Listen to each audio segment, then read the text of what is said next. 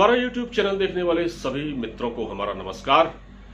और आज एक मुद्दे पर चर्चा, और ये भी बहुत ही ज्वलंत विषय है आज के दौर का, क्योंकि कोरोना का दौर अभी जारी है, कोविड-19 अभी चल रहा है, खत्म नहीं हुआ है। लिहाजा ऐसे में कई समस्याएं सिर उठा रही हैं। दिल्ली के प्राइवेट स्कूलों ने क्या किया है कि 50% तक अपनी फीस बढ़ा दी है। कुछ स्कूलों ने 50% तक अपनी फीसें बढ़ा दी हैं, और ऐसा लगता है कि अभिभावकों के सिर पर मुसीबतों का पहाड़ टूट पड़ा है। हुआ यह है कि कुछ अभिभावकों ने जब ऑनलाइन पोर्टल के जरिए फीस भरने की कोशिश की तो पाया कि फीस में 4,000 रुपए की बढ़ोतरी कर दी गई है। और ऐसा तब हुआ है जब दिल्ली सरकार ये कह चुकी है, प्राइवेट स्कूलों से ये कह चुकी है कि आप फीस नहीं बढ़ाएंगे, आप ट्यूशन फीस के अलावा कोई फीस नहीं बढ़ाएंगे। लेकिन हो क्या रहा है कि अभिभावकों को लूटा जा रहा है। किसी को कुछ बताया नहीं गया, कुछ स्कूलों ने इन्फॉर्म किया और ज्यादातर ने नहीं किया। और जब लोग फीस भरने गए, यानी ऑनलाइन पोर्टल में उन्होंने जब कोशिश की, तो पता लगा कि जिस बच्चे की फीस 9,100 रुपए है, उसकी फीस बढ़कर 13,414 रुपए हो चुकी है। आप सोचिए, इस तरह से ये फीसें बढ़ाई गई और इसका कोई वाजिब कारण नहीं बताया गया।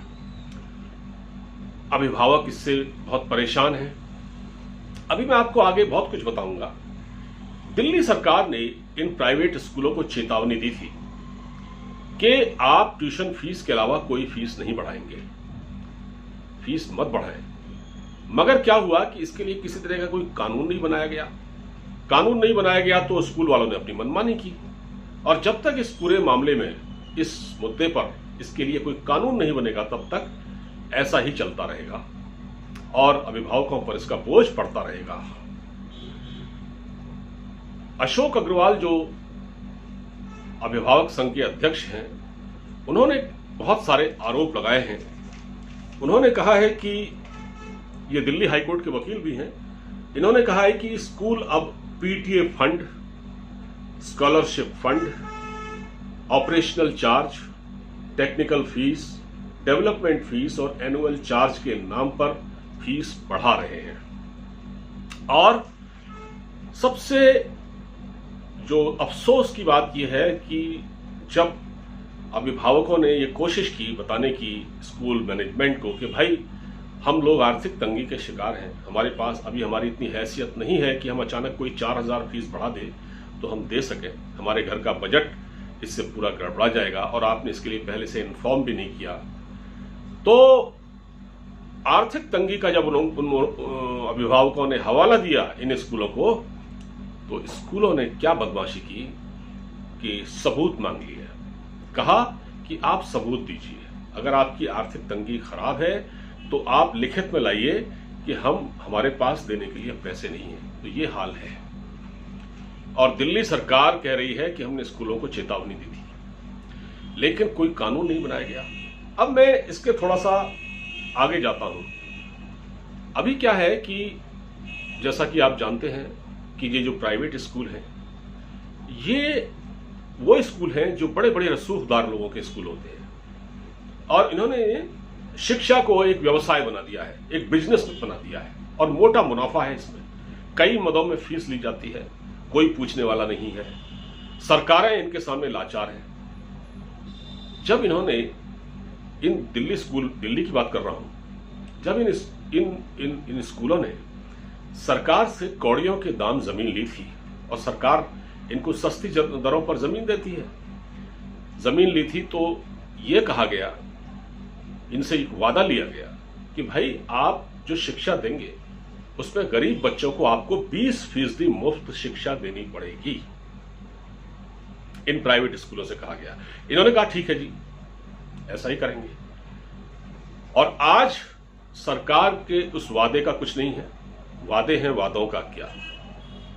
और कोई गरीब बच्चा शायद उस स्कूल में जाना भी नहीं चाहता। वहाँ जिस तरह का माहौल है, न वो गरीब आदमी फीस भर सकता है, और मुफ्त जो शिक्षा थी उसकी बात तो बहुत दूर की बात है। आज कोई भी बच्चा जो पढ़ता है स्कूल में, स्टूडेंट, वो उसको कोई वहाँ एडमिशन नहीं मिलता, जबकि इन्होंने सरकार से वादा किया था कि आप हमको ज़मीन दें और हम 20% बच्चों को मुफ्त शिक्षा देंगे, लेकिन ऐसा नहीं हो रहा है। ये है तालीम का निज़ाम हमारे यहाँ, और हमारी सरकार नई शिक्षा नीति ला रही है, कई तरह के उसने बदलाव किए हैं, लेकिन स्कूलों को भी कुछ दिशा निर्देश दिए गए हैं, लेकिन स्कूल वाले किसी की बात नहीं मानते हैं। और आप देखिए कितने हैरानी की बात है कि अपराजिता गौतम हैं, ये दिल्ली पेरेंट्स एसोसिएशन की प्रेसिडेंट, उन्होंने कहा है कि स्कूलों को आदेश जरूर दिया गया था कि वो फीस न बढ़ाएं, केवल ट्यूशन फीस बनाए रखें, उसके अलावा कोई फीस न बढ़ाएं, लेकिन स्कूल वाले नहीं माने। कारण है कानून का न होना। तो क्या आपको लगता है कि कानून बन सकता है किसी तरह का कानून? यही हाल उत्तर प्रदेश में है, बाकी शहरों में भी है। आप कहीं भी चले जाइए, प्राइवेट स्कूलों की मनमानी खुलेआम हो रही है, और कानून क्यों नहीं बन सकता?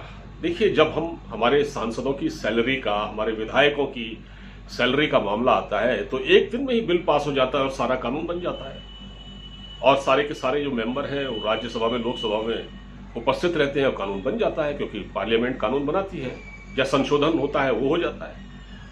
लेकिन जब शिक्षा की बात आती है तो हमारे वहां नई शिक्षा नीति लागू हो चुकी है, लेकिन जो पढ़ाई के पाठ्यक्रम में या जो स्कूलों के ऊपर जिस तरह का एक अंकुश होना चाहिए, आपने खुला छोड़ दिया है उनको।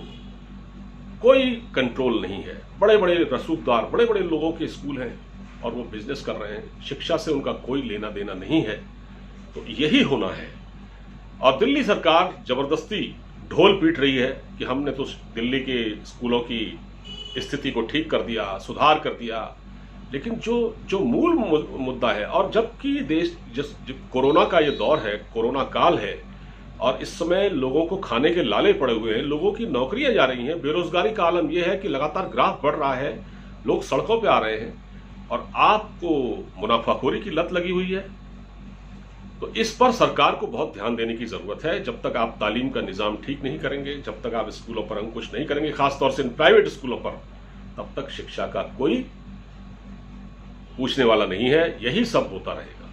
इसको ठीक करने की जरूरत है, चाहे इसमें दिल्ली सरकार इंटरफेयर करे, चाहे इसमें केंद्र सरकार इंटरफेयर करे।